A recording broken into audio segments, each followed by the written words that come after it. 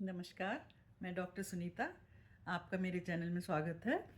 तो हम वात की बात कर रहे थे। हमने जाना कि वात के क्या लक्षण होते हैं और वात के कम होने से या ज़्यादा होने से क्या क्या परेशानी होती है और हमारे जीवन में वायु की क्या महत्ता है। तो हमारे जो 3 दोष हैं, तो उसमें वायु जो है, वात जो है सबसे पहला। वात, पित्त, कफ, और वात ही प्रधान है क्योंकि वो ही सब दोषों को लेके चलता है। पित्त और कफ को भी वो ही लेके चलता है। तो आज हम जानेंगे कि वात का स्थान है कहाँ कहाँ पे, कितने प्रकार की वायु हमारे शरीर में रहती है और कहाँ कहाँ पे रहती है।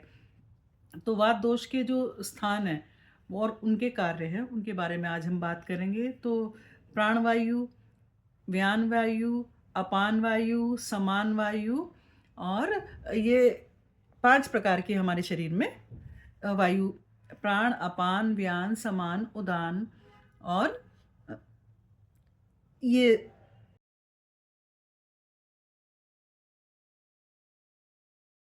तो ये 5 प्रकार की वायु हमारे शरीर में रहती है। तो इनका स्थान भी अलग अलग है।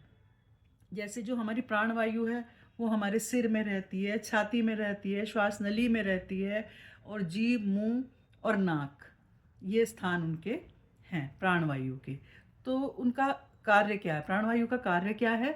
हम सांस लेते हैं, थूकना, छींकना, डकार लेना, निगलना, और इंद्रियों को प्रेरित करना काम करने के लिए। जो हमारी कर्म इंद्रियां हैं उन्हें प्रेरित करना ये प्राणवायु का कार्य है।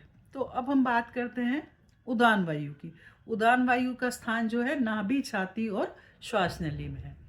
हमारी जो नाभि में, छाती में और श्वास नली में इसका स्थान है। और काम क्या करते हैं ये उदान वायु? तो उदान वायु जो है, जैसे हम बोलते हैं, जो आवाज़ हमें सुनाई दे रही है, वो हमारे शरीर में ऊर्जा, स्फूर्ति और परिश्रम करना, ये सब हम किसके कारण करते हैं? उदान वायु के कारण। अब हम बात करेंगे तीसरे स्थान, और प्राणवायु हो गया और उदान हो गया। अब हम करेंगे समान वायु के बारे में बात। तो इसका स्थान कहाँ पे है? इसका स्थान है हमारी पसीना, जो शरीर से निकलता है वो, और जो भी तरल पदार्थ जैसे निकलते हैं, और पाचकाग्नि के साथ इन सब में सारे जो चैनल होते हैं हमारे शरीर में, जो लिक्विड जो चलाने वाले, वहाँ पे समान वायु का स्थान होता है। कार्य क्या है? पाचकाग्नि को शक्ति देना और भोजन को पचाना। तो जितने भी डाइजेस्टिव एंजाइम हैं वो सब किस कारण से चलते हैं? वायु के कारण। और कौन सी वायु है वो? समान वायु। अब हम बात करते हैं व्यान वायु की। व्यान वायु हमारा चौथा प्रकार है। तो व्यान वायु का जो स्थान है वो है पूरे शरीर में। पूरे शरीर में जो हमारे व्यान वायु घूमती है, तो पूरे शरीर में हमारे क्या क्या रहता है? ब्लड सर्कुलेशन रहता है। और जब हम कार्य करते हैं शरीर में, जो उस स्फूर्ति होती है या लचीलापन होता है, या हमारी जो शेप जो बनती है उसमें, जो अगर कई बार ऐसा होता है कि वायु की कमी के कारण, कई बार हमारा शरीर जैसे लकवा मार जाता है। तो उस जगह पर ब्लड में सर्कुलेशन नहीं होता। सर्कुलेशन किसकी वजह से नहीं होता है? वायु की वजह से। तो ये जो है हमारे शरीर को जो है गति जो प्रदान करती है, जो परिश्रम हम करते हैं, वो सब अपान व्यान वायु की वजह से ही करते हैं। जितनी भी गतियां हैं वो सब पूरे शरीर की, रक्त संचार हुआ, पसीना हुआ, और लचीलापन हुआ, गति पूरे शरीर की गतिविधियों को नियंत्रित करती है व्यान वायु। और अब हम बात करेंगे पांचवा जो स्थान है और जो वायु का प्रकार है, वो है अपान वायु। अपान वायु जो है अंडकोशों में, मूत्राशय में, और लिंग, नाभि, वृषण क्षेत्र और गुदा क्षेत्र, जो भी नीचे का हमारा लोअर एरिया, जो हमारा जेनाइटल एरिया है, वो सारा वो जो है अपान वायु का ही पूरे में वो रहता है। तो उससे हमें क्या क्या काम है? मल मूत्र का विसर्जन करना, और गर्भ के समय गर्भ को धारण करना, गर्भ का निकालना मतलब डिलीवरी होना, और इन सब को जो भी नीचे के जो हमारे जेनाइटल एरिया है उसके जितने भी कार्य हैं वो सब अब ये हमारी अपान वायु पे ही निर्भर रहते हैं। तो जो वायु है वो शरीर के हर गतिविधियों में उनका पूरा सहयोग रहता है वायु का, और वायु से ही हमारे शरीर में सारे कार्य नियंत्रित रहते हैं, इसीलिए वायु को प्रधान बताया गया है।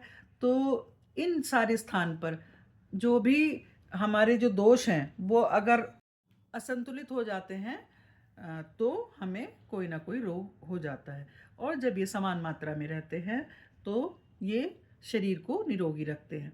तो जैसे भी कहा भी गया है कि वायु की कितनी महत्ता है, पित्त पंगु कफ पंगु पंगु मलघात्वा वायु न यत नियंत्रित तत् गच्छन्ति मेघवत्। तो पित्त और कफ पंगु उसके बिना चलने लायक नहीं है, तो पित्त को भी जो चलाता है वो भी वायु है, और कफ को भी चलाने वाला वायु है। तो वायु का हमारे शरीर में सारे ही रोगों में हम जो वात के प्रकोपित होने से, वात के ज़्यादा बढ़ जाने से हम ज़्यादा हड्डियों में दर्द होगा और नसों में दर्द होगा, शरीर में जैसे हेमरेज जो हो जाता है वो भी, जितनी भी जो गतिविधियाँ हम वायु की वजह से होती हैं उनमें कहीं भी अवरोध होने पर हमें कोई ना कोई रोग हो जाता है।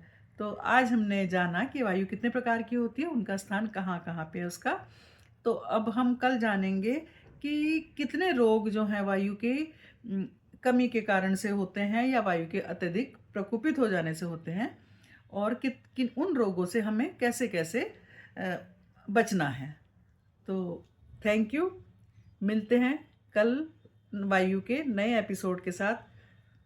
Thank you, watch for more. अगर आपको मेरी वीडियो पसंद आई हो तो इसको लाइक सब्सक्राइब मेरे चैनल को कीजिए, और शेयर भी कीजिए जो आपके जानकार हैं, जिन्हें आप चाहते हैं कि वो हर बीमारी से दूर रहें और उनका ज्ञानवर्धन हो। घर पे रह के अपने आप को हम कैसे ठीक रख सकते हैं, मेरा उद्देश्य यही है। आयुर्वेद का प्रचार और प्रसार करना, हमारी जो अपनी मतलब हमारा जो अपना गुण है, जो हमारे देश की धरोहर है, उस धरोहर को हम हर किसी को पहचानने के लिए ये प्रयास कर रहे हैं। क्योंकि जो भी ग्रामीण क्षेत्रों में रहते हैं वो सब जानते हैं इसके बारे में, और जो शहरों में आ गए हैं उनको इसकी जानकारी नहीं है। तो मेरा उद्देश्य यही है, तो आप ज़रूर मेरे इस उद्देश्य में मेरा सहायता करेंगे। थैंक यू, एक बार फिर धन्यवाद।